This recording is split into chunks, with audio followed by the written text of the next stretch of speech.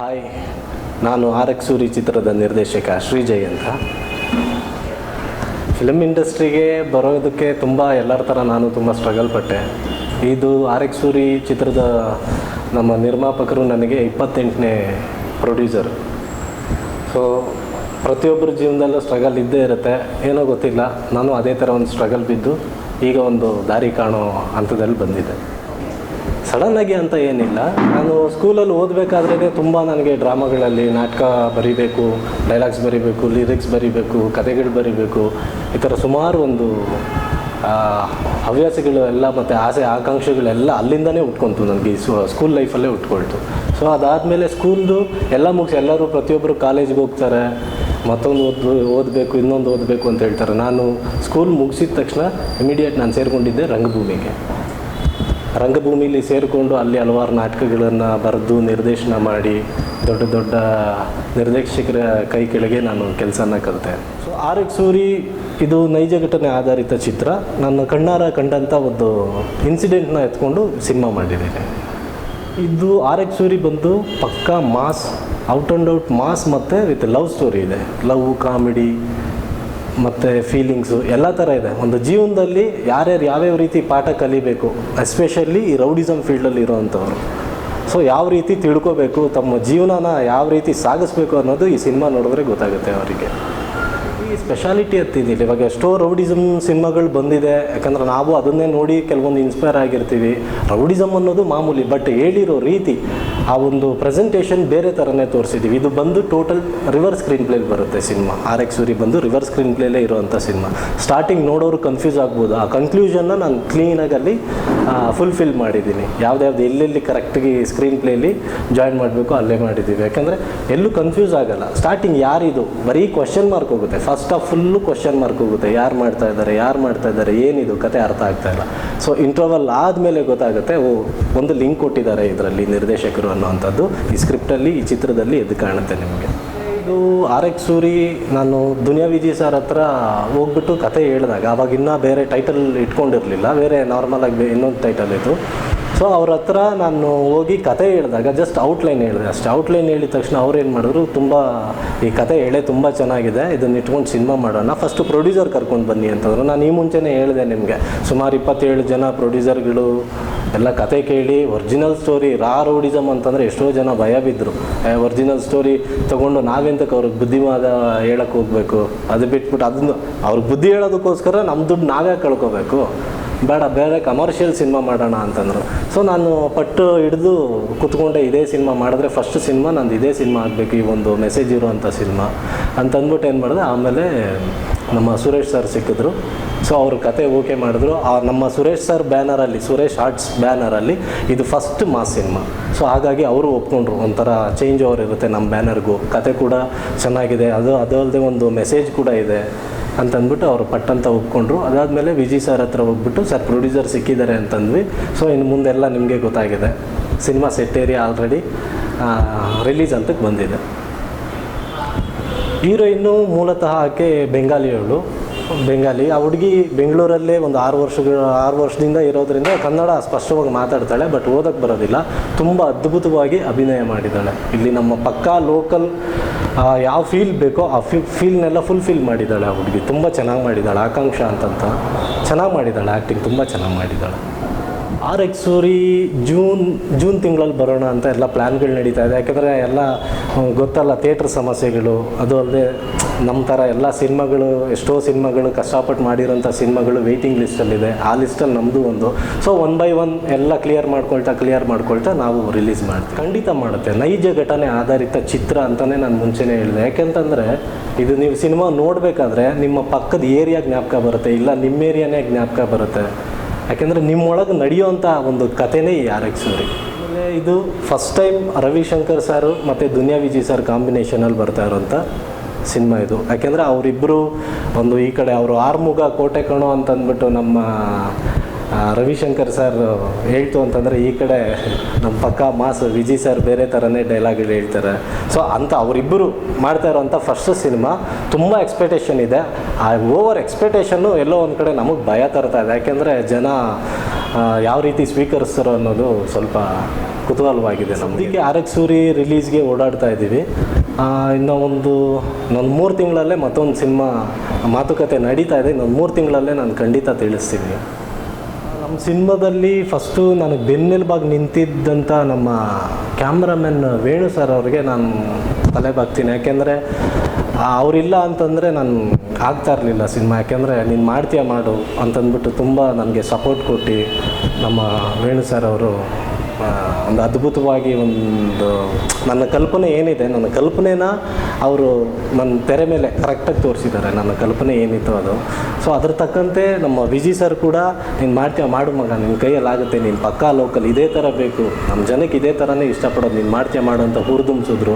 So ಈ ಎಲ್ಲ ಹುರಿದುಂಬಿಸಿದ್ದಕ್ಕೆ ತಕ್ಕನಾಗಿ ನಮ್ಮ ಕೆ ಸುರೇಶ್ ಸರ್ ಪ್ರೊಡ್ಯೂಸರ್ ಅವರು ನನಗೊಂದು ಬೆಂಬಲವಾಗಿ ನಿಂತರು. ಆ ಬೆಂಬಲವಾಗಿ ನಿಂತಿದ್ದ ಕಾರಣ ಆರ್ ಎಕ್ಸ್ ಸೂರಿ ಒಂದು ಅದ್ಭುತವಾಗಿ ಬಂದಿದೆ ಅಂತ ನಾನು ಹೇಳ್ತೀನಿ. ಇನ್ನು ಮಿಕ್ಕಿದ್ದು ಸಿನಿಮಾ ನೋಡಾದ್ಮೇಲೆ ನೀವೇ ಹೇಳಬೇಕು.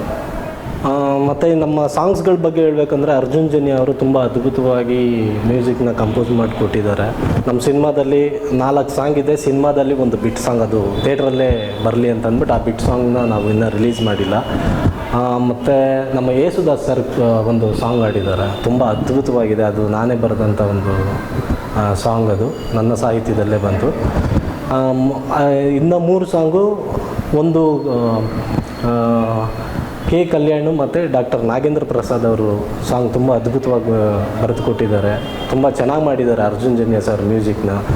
ಮತ್ತು ಅದ್ರ ತಕ್ಕಂತೆ ನಮ್ಮ ಮತ್ತು ಫೈಟ್ಸ್ ಎಲ್ಲ ಕಂಪೋಸ್ ಮಾಡಿರೋವಂಥದ್ದು ನಮ್ಮ ಡಿಫ್ರೆಂಟ್ ಡ್ಯಾನಿ ಮತ್ತು ವಿನೋದ್ ಅಂತ ಹೇಳ್ಬಿಟ್ಟು ಮಾಸ್ಟರು, ಇಬ್ಬರು ಮಾಸ್ಟ್ರು ನಮ್ಮ ಸಿನಿಮಾದಲ್ಲಿ. ಸೊ ಒಟ್ಟು 5 ಫೈಟ್ಗಳಿದೆ. 5 ಫೈಟಲ್ಲಿ 3 ಫೈಟು ವಿನೋದ್ ಸರ್ ಕಂಪೋಸ್ ಮಾಡಿದ್ದಾರೆ, ಇನ್ನೆರಡು ಡಿಫ್ರೆಂಟ್ ಡ್ಯಾನಿ ಅವರು ಕಂಪೋಸ್ ಮಾಡಿದ್ದಾರೆ.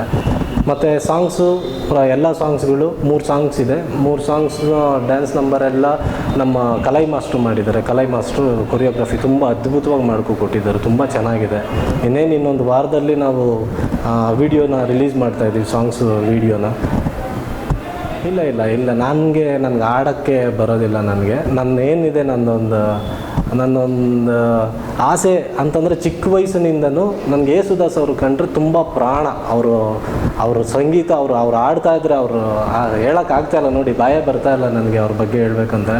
ಅಂಥ ಒಬ್ಬ ಮಹಾನ್ ವ್ಯಕ್ತಿ ಕೈಯಲ್ಲಿ ನನ್ನ ಸಿನಿಮಾದಲ್ಲಿ ಆಡಿಸಿರೋದು, ಅದು ನಾ ಬರೆದಿರೋ ಅಂಥ ಲಿರಿಕ್ನ ಆಡಿದ್ದಾರೆ ಅಂತಂದರೆ ನಾನು ಬರ್ತಾಯಿಲ್ಲ ಮಾತು. ಲಿರಿಕ್ಕು ಅದೇ ನಮ್ಮ ರೌಡಿಸಮ್ಗೆ ಸಂಬಂಧಪಟ್ಟಾಗೆ, ಹುಟ್ಟೋದು ನಾವೆಲ್ಲೋ ಸಾವಿಯಾರ ಕೈಯಲ್ಲೋ, ಯಾರಿಲ್ಲ ನಿಮಗಿಲ್ಲಿ ಸಾವೊಂದೇ ಜೊತೆಯಲ್ಲಿ.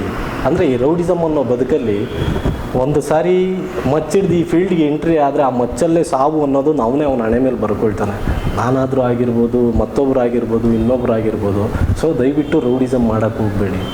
R X Suri fight compose ಮಾಡೋ ಅಂಥ ಒಂದು ಸಂದರ್ಭದಲ್ಲಿ ಒಂದು ಆಟೋ ಜಸ್ಟ್ ಪಾಸ್ ಆಗುತ್ತೆ. ಆ ಸಂದರ್ಭದಲ್ಲಿ ಏನಾಗುತ್ತೆ, ಒಂದು ಪೇಪರ್ ಬುಲೆಟ್ ಆಟೋದಲ್ಲಿ ಇಟ್ಟಿದ್ರು.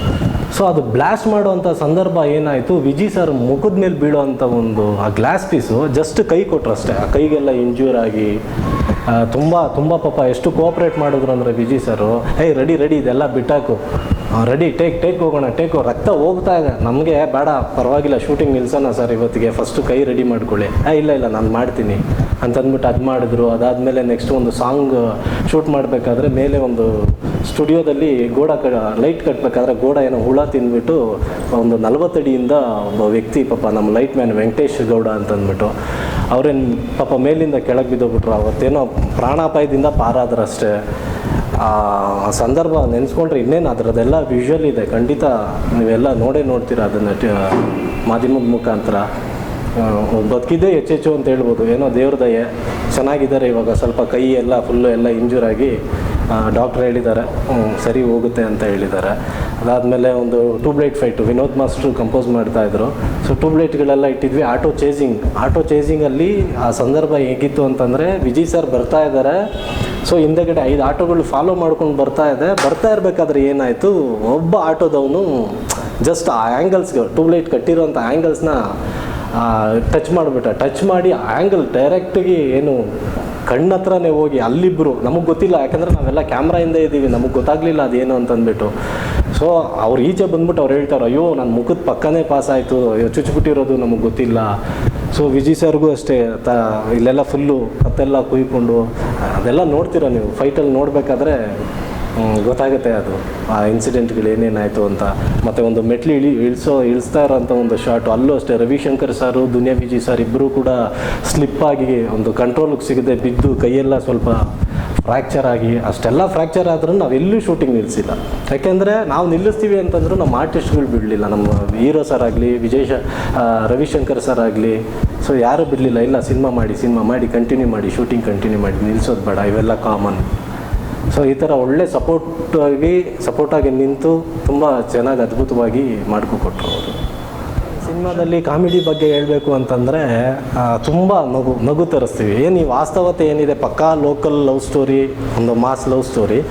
ಈ ಕಾಮಿಡಿ ಅಂತ ಬಂತು ಅಂತಂದರೆ ಫಸ್ಟಿಗೆ ನೆನಪಾಗೋದು ನಮ್ಮ ಸಾಧು ಕೋಕಿಲ ಸರು, ಅದಾದಮೇಲೆ ಬುಲೆಟ್ ಪ್ರಕಾಶ್ ಸರು, ಅದಾದಮೇಲೆ ಒಬ್ಬ ಪ್ರಶಾಂತ್ ಸಿದ್ದಿ ಅಂತ ನೀನಾಸಂ ರಂಗಭೂಮಿಯಿಂದ ಬಂದಂಥ ಒಬ್ಬ ಆರ್ಟಿಸ್ಟ್ ಆತ. ತುಂಬ 3 ಜನನೂ ಅಷ್ಟೇ, 3 ಜನ ಎಷ್ಟು ನಗಿಸ್ತಾರೆ ಅಂದರೆ ತುಂಬ ನಗಿಸ್ತಾರೆ. ನಾವು ಎಷ್ಟು ಸರಿ ನೋಡಿದ್ರು ಬರೆದಾಗ ನಮಗೇನು ಅಷ್ಟು ಅನಿಸ್ಲಿಲ್ಲ ಆ ಕಾಮಿಡಿಗಳು. ಸೊ ಅವರು ಅಭಿನಯ ನೋಡ್ತಾ ಇತ್ತು ಅಂದರೆ ಹೊಟ್ಟೆ ಉಣ್ಣಾಗೋಷ್ಟು ನಾವೇ ನಕ್ಕಿದ್ದೀವಿ. ಯಾಕಂದರೆ 10 ಸರಿ ನೋಡಿ 20 ಸರಿ ನೋಡಿದ್ರೂ ನಾವೇ ನಗ್ತಾ ಇದ್ದೀವಿ ಅಂದರೆ ಇನ್ನು ಆಡಿಯನ್ಸು ತುಂಬ ಸಖತ್ ಎಂಜಾಯ್ ಮಾಡ್ತಾರೆ ಅನ್ಸುತ್ತೆ. ತುಂಬ ಅದ್ಭುತವಾಗಿ ಬಂದಿದೆ ಕಾಮಿಡಿಗಳು ಕೂಡ. ಪ್ರಶಾಂತ್ ಸಿದ್ದಿ ಚೆನ್ನಾಗಿ ಮಾಡಿದ್ದಾರೆ, ತುಂಬ ಚೆನ್ನಾಗಿ ಮಾಡಿದ್ದಾರೆ ಆತ. ಆಮೇಲೆ ಈ ಸಿನಿಮಾ ಎಲ್ಲ ಶೂಟ್ ಮಾಡಾದ್ಮೇಲೆ ಒಂದು ಭಯ ಇತ್ತು. ಯಾಕೆಂದರೆ ಒಂದು ಪಕ್ಕಾ ಮಾಸ್ ಲವ್ ಸ್ಟೋರಿ, ಇದನ್ನೆಲ್ಲ ಯಾವ ರೀತಿ ಇದು ಮಾಡೋದು ಏನು ಅಂತ ಅಂದ್ಬಿಟ್ಟು ಫುಲ್ಲು ಕನ್ಫ್ಯೂಸ್ ಆಗಿದ್ದೆ ನಾನು. ಯಾಕೆಂದರೆ ರಿವರ್ಸ್ ಸ್ಕ್ರೀನ್ ಪ್ಲೇಲಿ ಇರೋದ್ರಿಂದ ನನಗೆ ಕರೆಕ್ಟಾಗಿ ಒಂದು ಆರ್ಡ್ರಿಗೆ ತಂದು ಕೊಟ್ಟವ್ರು ಅಂತ ಇವರು ನಮ್ಮ ಎಡಿಟ್ರು ದೀಪು ಎಸ್ ಕುಮಾರ್ ಸರ್ ಅವರು. ಯಾಕಂದ್ರೆ ದೀಪು ಎಸ್ ಕುಮಾರ್ ಸರ್ ಅವತ್ತು ಅವರು ಕುತ್ಕೊಂಡು ಕ್ಲೀನಾಗಿ ಒಂದು ಸರಿ ರಶ್ ನೋಡಿಬಿಟ್ಟು ನಿನ್ನ ಮೈಂಡಲ್ಲಿ ಏನಿದೆ ಕತೆ ಹೇಳು ಅಣ್ಣ, ಈ ಥರ ಇದೆ, ಹಿಂಗಿದೆ, ಈ ಥರ. ನಾನು ಕ್ಲೀನಾಗಿ ಹೇಳಿದೆ, ಕರೆಕ್ಟ್ ಮಗ, ಇದು ಸಕ್ಕದಾಗಿದೆ, ಒಂದು ಹೊಸ ಥರ ಇದೆ ರಿವರ್ಸ್ ಸ್ಕ್ರೀನ್ ಪ್ಲೇ. ಎಲ್ಲರೂ ಸಿನಿಮಾದಲ್ಲಿ ಎ ಆದಮೇಲೆ ಬಿ ಆದಮೇಲೆ ಸಿ ಅಂತಿಟ್ರೆ ನೀನು ಓಪನಿಂಗ್ಗೆ ಝೆಡ್ ಅಂತ ತೋರಿಸ್ತಾ ಇದೆಯಾ ಸಿನಿಮಾದಲ್ಲಿ, ತುಂಬ ಚೆನ್ನಾಗಿ ಮಾಡ್ತಾ ಇದೆಯಾ ಅಂತಂದ್ಬಿಟ್ಟು ಅವ್ರು ನನಗೆ ಸಪೋರ್ಟ್ ಮಾಡಿ ಒಂದಷ್ಟು ಕರೆಕ್ಟಾಗಿ ಎಕ್ಸಾಕ್ಟ್ ಕಟ್ಟು. ಯಾಕಂದರೆ ನಾನೊಂದು ಸ್ವಲ್ಪ ಲ್ಯಾಗ್ಗಳನ್ನೆಲ್ಲ ಬಿಟ್ಟಿದೆ, ಅದನ್ನೆಲ್ಲ ಎಕ್ಸಾಕ್ಟ್ ಎಡಿಟ್ ಮಾಡಿ ಕರೆಕ್ಟ್ ಪರ್ಫೆಕ್ಟಾಗಿ ತುಂಬ ಚೆನ್ನಾಗಿ ಅದ್ಭುತವಾಗಿ ತೋರಿಸಿದ್ದಾರೆ ನಮ್ಮ ದೀಪು ಎಸ್ ಕುಮಾರ್ ಸರ್ ಅವರು. ನೆಕ್ಸ್ಟ್ ಇನ್ನು ನನಗೆ ಸಾಥ್ ಕೊಟ್ಟಂತ, ಯಾಕಂದರೆ ನಾನು ಹೊಸಬ ನಿರ್ದೇಶಕ, ನನಗೆ ತುಂಬ ಸಾಥ್ ಕೊಟ್ಟಂಥವ್ರು ಫಸ್ಟಾಗಿ ಥ್ಯಾಂಕ್ಸ್ ಹೇಳೋಕ್ಕೆ ಇಷ್ಟಪಡ್ತೀನಿ ನನ್ನ ಡೈರೆಕ್ಷನ್ ಟೀಮ್ಗೆ. ನನ್ನ ಡೈರೆಕ್ಷನ್ ಟೀಮಲ್ಲಿರೋವಂಥ ಎಲ್ಲರಿಗೂ ನಾನು ತುಂಬ ಥ್ಯಾಂಕ್ಸ್ ಹೇಳೋಕ್ಕೆ ಇಷ್ಟಪಡ್ತೀನಿ. ಯಾಕೆಂದರೆ ಎಷ್ಟೋ ಒಂದು ಕಡೆ ನಾನು ಮರ್ತೋದಾಗ ಸಾರ್ ಇದು ಬಿಟ್ಟಿದ್ದೀರಾ, ಸಾರ್ ಇದು ಮಾಡಿಲ್ಲ, ಸಾರ್ ಅದು ಮಾಡಿಲ್ಲ, ತುಂಬ ಒಂಥರ ಖುಷಿಯಾಗುತ್ತೆ ಅವರೆಲ್ಲ. ಯಾಕಂದ್ರೆ ಫ್ಯೂಚರಲ್ಲಿ ಅವರು ಕೂಡ ಡೈರೆಕ್ಟರ್ ಆಗುವಂಥವ್ರು. ಒಳ್ಳೊಳ್ಳೆ ಅಸಿಸ್ಟೆಂಟ್ಸ್ಗಳು, ಅಸೋಸಿಯೇಟ್ಸ್ಗಳು ಮತ್ತು ಕೋ ಡೈರೆಕ್ಟರ್ಸು ಎಲ್ಲ ತುಂಬ ಅದ್ಭುತವಾಗಿ ನನಗೆ ಸಪೋರ್ಟ್ ಮಾಡಿದ್ರು ನನ್ನ ಡೈರೆಕ್ಷನ್ ಟೀಮ್.